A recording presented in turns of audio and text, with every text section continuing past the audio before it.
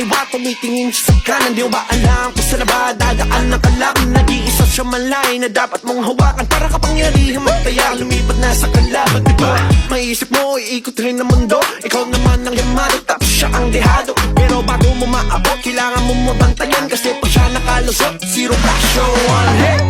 Halika na magpatintero, palitan lang at bawian.